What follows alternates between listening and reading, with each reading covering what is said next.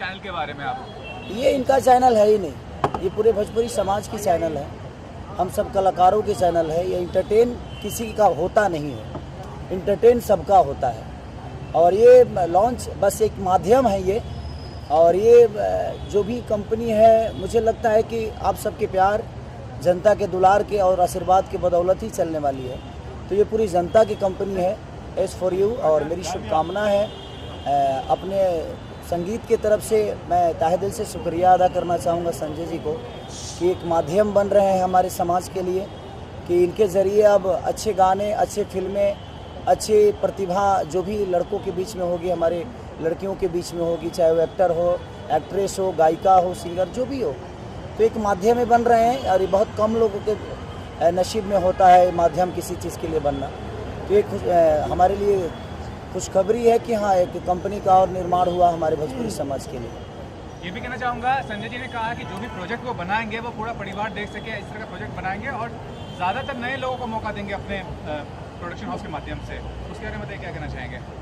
देखिए, यही तो सबसे बड़ी, मैं क्या बोला, सुखदायक यही बातें है कि इनके मन में एक विचारधारा अच्छे संकेत लाती है, और आपके अंदर विचार अगर अच्छी नहीं हो तो शायद आप अच्छा नहीं सोच पाओगे।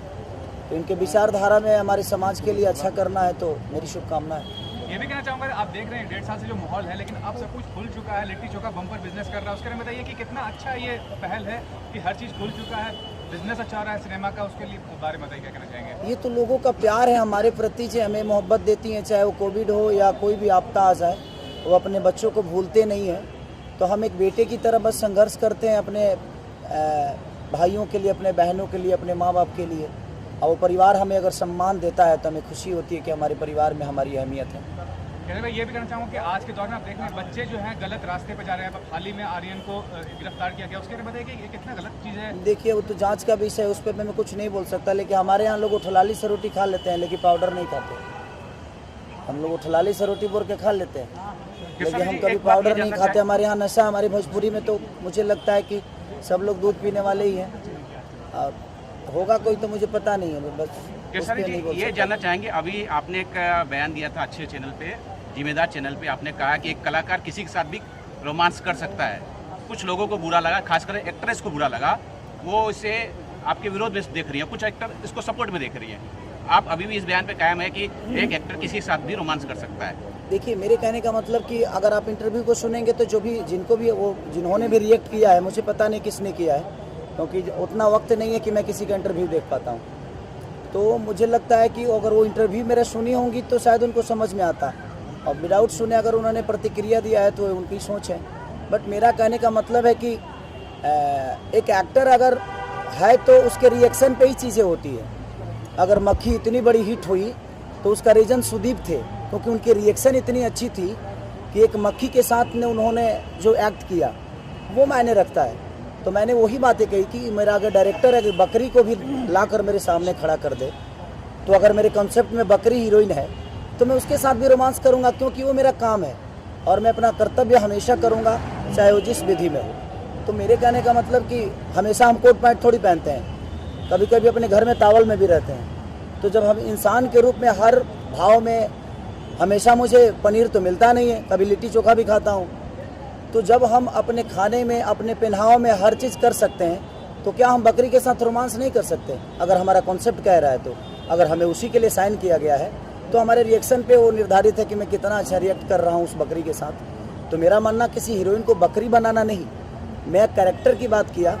अगर हो सकता है उन्होंने अपने आप पे ले लिया होगा तो मैं उसकी जिम्मेदार कैसे हो सकता हूँ? भैया, ये भी जानना चाहूँगा, बिग बॉस में आप थे, अक्षरा जी भी बिग बॉस गई थी लेकिन जीत नहीं पाई, फिर भी क्या कहना चाहेंगे? आप देखते थे जब अक्षरा जी थी बिग बॉस में, और बिग बॉस शो के बारे में ओवरऑल क्या आपका? हजारों लोग दौड़ते हैं रेस में, हर आदमी तो आर्मी का फौजी नहीं बनता है ना, हर आदमी दौड़ना चाहता है। और अक्षरा जी ने बहुत अच्छा खेला, अपने समाज के नाम ऊंचा किया उन्होंने, मेरी शुभकामना उनके साथ है। और हमें उसको गलत, हर चीज़ में जीत थोड़ी होती है, हम अपने समाज को कहाँ लेके जा रहे हैं वो मायने रखता है, जीत मायने नहीं रखता है। जीतने के लिए हम कुछ भी नहीं कर सकते। हमारे समाज में मैं भी बिग बॉस में गया, मैं नहीं जीता, इसका मतलब ये थोड़ी हुआ कि ज़िंदगी की रेस हार गई मैं। आज जहाँ जीत रहा हूँ वहाँ जीत रहा हूँ, जहाँ खेलना है मुझे खेलना, वो हमारा प्लेटफॉर्म है ही नहीं। वो एक नए प्लेटफॉर्म पे अपने आप को प्रूव करना होता है, तो हम कुछ भी नहीं कर सकते। हम अपनी माँ बहन की गाली नहीं दे सकते, और ना ही किसी को दे सकते, ना सुन सकते हैं। और वहाँ हर चीज़ चलता है, तो वो उनका अपना फॉर्मेट है, उसको हम बोल भी नहीं सकते कि हाँ आप अपना बदल दीजिए। हमारा नेचर कहता है कि हम अपने माँ बाप के संस्कार में आज भी जीते हैं और जब तक जिएंगे तब तक शायद उस संस्कार के साथ ही रहेंगे। तो जब संस्कार हावी होता है तो आप समाज में बहुत सारी चीज़ें मिस कर जाते हैं। बाकी हेगड़े के साथ आपके वीडियो सॉन्ग काफ़ी हिट हुए हैं और दर्शक की ये डिमांड है कि आप उनके साथ कोई फिल्म कर रहे हैं, कोई कर रहे हैं तो बताइए। देखिए अभी तो कुछ लाइनअप उनके साथ है नहीं, लेकिन शायद आने वाले समय में होगा। हर कलाकार को इच्छा होती है किसी के साथ काम करना, मेरी भी इच्छा है एक अनुभव के साथ काम करना। तो अनुभव जब आता है तो वो निखार कहीं ना कहीं आपके अंदर होती है। तो आज मैं आस्की मूवी किया, मुझे लगता है कि पापा के साथ मैंने दूसरी मूवी की ना, तीसरी मूवी, एक मैंने प्रतिज्ञा की थी तो हमारा छोटा सा रोल था, और दूसरा मूवी था हमारा असलम जी उसके डायरेक्टर थे और माया जी प्रोड्यूसर थे उसके। संसार में हमारे फादर बने थे। और तीसरी मूवी हमने आस्की की।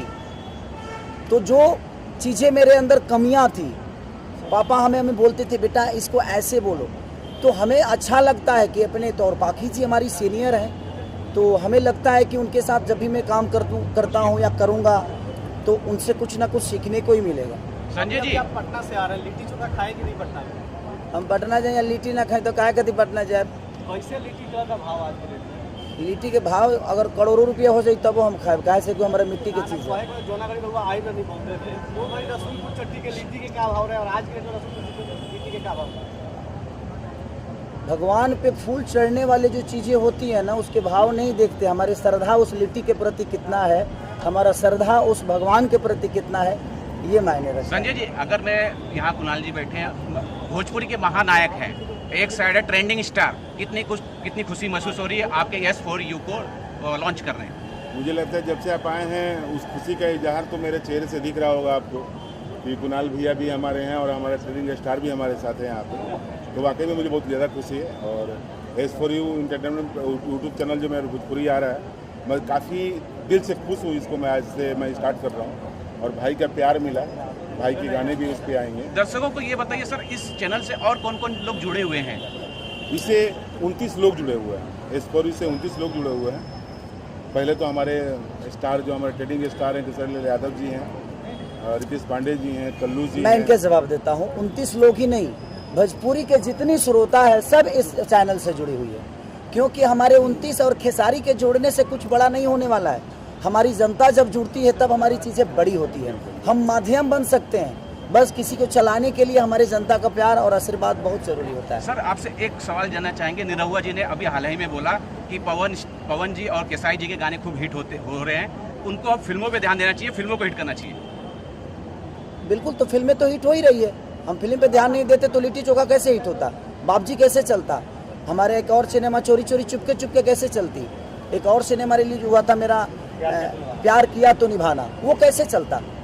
अगर चल रही है चीज़ें, अभी बताइए कोविड में जब सलमान खान नहीं चल पाए तो खेसारी का क्या औकात है भाई।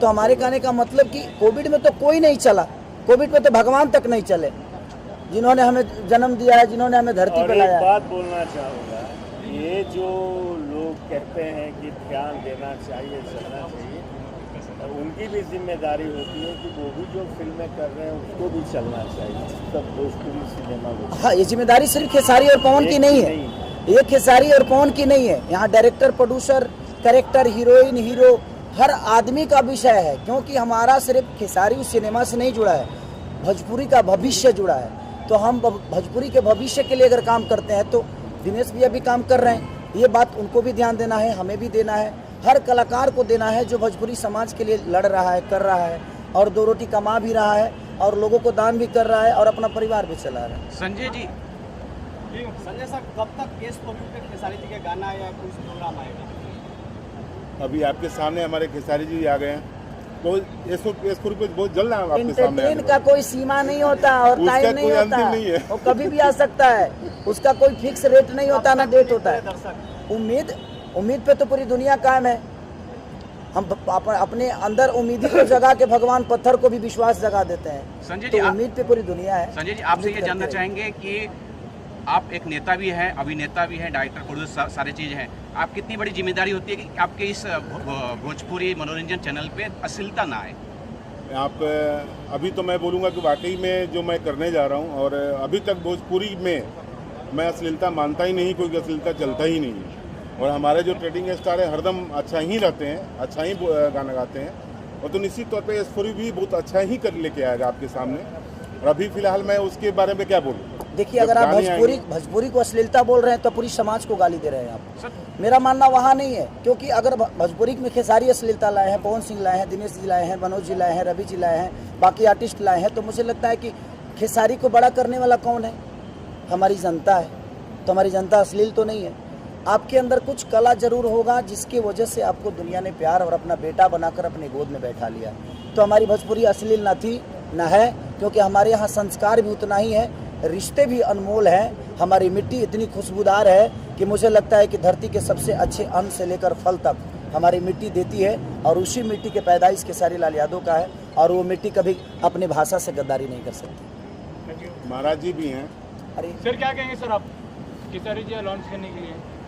लॉन्च करने के लिए क्या बोले, और मैं ही नहीं, इस चैनल के लिए मैं तो एक सहयोगी हूँ, लेकिन इतने बड़े बड़े हाथ इस चैनल पे हैं। बाबा हमारे हैं, हमारे फादर हैं, भगवान हैं, आइकॉन हैं भोजपुरी के। सब कुछ जो भी अगर रिश्ते से लेकर और तख्ता दिया जाए तो सारे तख्ता यहाँ आकर ख़त्म हो जाते हैं। खेसारी जी, पप्पू यादव जी बैठे हैं जो मड़ियाहू विधानसभा के ब्लॉक अध्यक्ष इनके परिवार से हैं। आप वहाँ गए थे मड़ियाहू विधानसभा में, किस तरह का विकास कार्य पप्पू जी कर रहे हैं उस साइड? अब देखिए, विकास तुम करने की देख लो, इंसान कितना अच्छा हमें ओकरे हमारा पता था। ऐसे जब ओकरा गाँव में हमारे घर तो है ना, जो हम चापा कल हल्ला देख ले बनी। तो बात यहाँ है कि वो इंसान अच्छे हैं, और इंसान अच्छे हैं तो शायद अपने समाज को अच्छा करने का हर चीज़ करेंगे।